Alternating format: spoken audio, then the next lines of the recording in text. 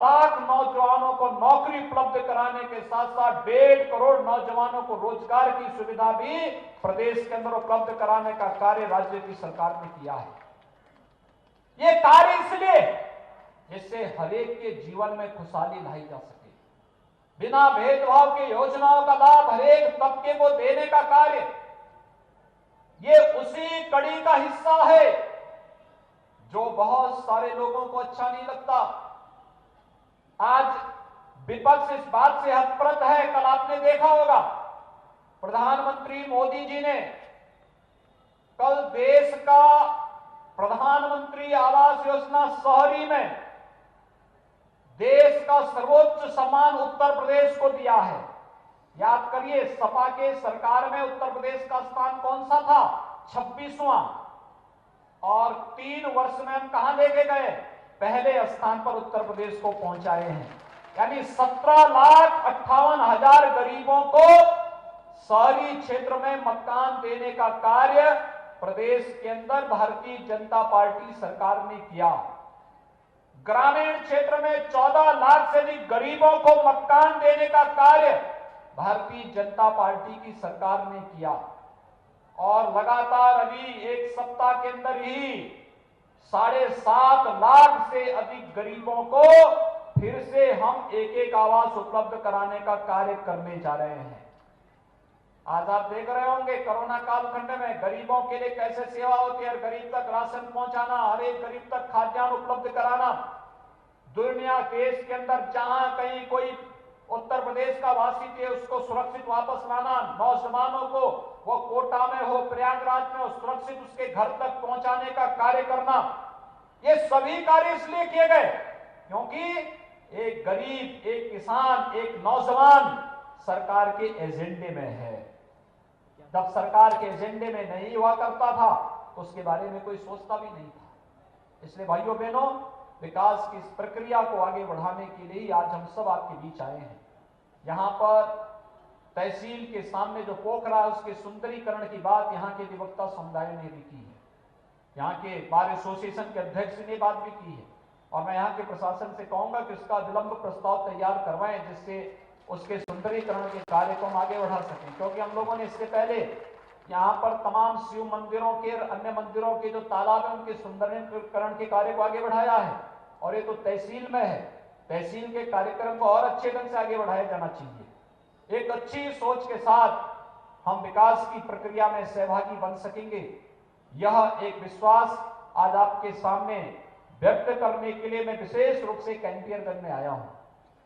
क्योंकि कैंपियरगंज में यद्यपि मेरा पहले आपके बीच में बहुत आना जाना होता था, लेकिन अब लखनऊ में व्यस्तता के नाते और उसमें भी कोरोना कालखंड में इतनी व्यस्तता है, सुबह से ही कहीं हॉस्पिटल की व्यवस्था देखना, कहीं पे टेस्ट की व्यवस्था देखना, कहीं पर खाद्यान्न की व्यवस्था देखना, कहीं पे स्कूल की व्यवस्था को देखना, कहीं पेयजल की सुविधा को आगे बढ़ाना, अलग अलग प्रकार के कार्यक्रमों में व्यस्तता होने के कारण हम लोग यहाँ पर उतना समय नहीं दे पाते। लेकिन हमारे सांसद जी, विधायक जी, रमाकांत जी, ये सभी जो हमारे पदाधिकारी और कार्यकर्तागण हैं, सभी लोग किसी न किसी रूप में आपके बीच में आकर के सेवा का कार्य कर रहे हैं, लगे हैं।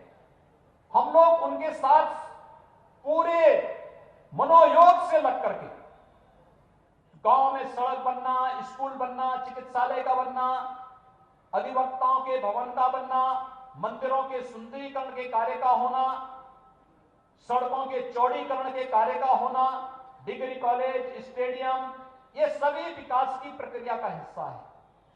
योजनाओं का लाभ गरीब को बिना किसी भेदभाव के मिलना, और साथ साथ ये विश्वास कि अगर एक गरीब को मिल चुका है तो अगली बार मेरा भी नंबर आएगा, अपनी बारी का इंतजार करना, ये विश्वास शासन के पास प्रति होना चाहिए। ऐसा नहीं कि जो योजना आज है ये यहीं पे समाप्त हो रही, नहीं, योजना है उसका सर्वे होता है, सर्वे के बाद कितने लोगों ने लाभ लिया है, एक बार में 10 लोगों ने लाभ लिया है और योजना अच्छी है, हमारा प्रयास होता है अगली बार 100 लोग इसका लाभ लें। मुख्यमंत्री सामूहिक विवाह की योजना आपने देखी होगी। हमने पिछली बार इस बारे में कहा था कि जो निराश्रित वृद्धजन है, कोई देखभाल करने वाला नहीं है, उनको पेंशन की सुविधा से आच्छादित किया जाए। जो महिलाएं निराश्रित हैं, कोई देखभाल करने वाला नहीं, उन्हें निराश्रित महिला पेंशन से आच्छादित किया जाए। दिव्यांगजन, उन सभी दिव्यांगजनों को पेंशन की सुविधा से आच्छादित किया जाए जो पात्रता की श्रेणी में आते हैं। उन्हें उपकरण वितरण का कार्य भी आज यहां पर किया गया। ये सभी कार्य इसलिए जिससे इनको कहीं भी कोई दुखी न हो, कहीं भी किसी के मन में कोई पीड़ा न हो, सबके मन में एक आस हो, सबके मन में एक विश्वास हो और सबके मन में एक ये भाव भी हो कि अगर आज ए का नंबर आया है, कल मेरा भी नंबर आएगा और मैं भी इस योजना से लाभान्वित हूंगा, मैं भी अपनी पारी का इंतजार करूंगा। इस विश्वास के साथ इन कार्यक्रमों को युद्ध स्तर पर चलाने का कार्य किया जा रहा है। भाइयों बहनों, आज के इस अवसर पर मैं कैंपियरगंज विधानसभा क्षेत्र से जुड़े हुए सभी नागरिकों के हृदय से बधाई देता हूं। आज आपकी कनेक्टिविटी गोरखपुर से बहुत अच्छी हुई है, 4 लेन की कनेक्टिविटी से आप जुड़ रहे हैं। लखनऊ जाना होगा तो जंगल कौड़िया से होते हुए कालेसर होते हुए भी आप निकल सकते हैं।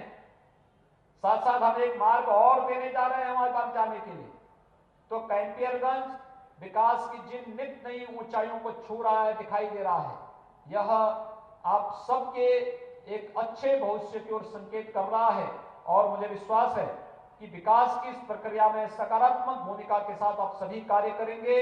यहाँ के कार्यकर्ताओं के साथ साथ यहाँ के नौजवानों, यहाँ के किसानों, यहाँ की महिलाओं और यहाँ के समाज के प्रत्येक तबके के हितों के लिए सरकार पूरी प्रतिबद्धता के साथ कार्य करेगी। इस विश्वास के साथ आज के इस अवसर पर इन सभी परियोजनाओं के लोकार्पण और शिलान्यास कार्यक्रम के अवसर पर मैं एक बार फिर से आप सभी के प्रति हृदय से बधाई देता हूं। आप सबको अपनी शुभकामनाएं देते हुए यह वर्ष आपके लिए मंगलमय हो, सुखमय हो, यशस्वी बनाने के लिए हो, आपके जीवन में, आपके पारिवारिक जीवन में, आपके सामाजिक जीवन में भी खुशहाली है। इस विश्वास के साथ आप सबको मैं हृदय से बधाई देते हुए अपनी वाणी को यहीं पे विराम देता हूं। धन्यवाद। जय हिंद।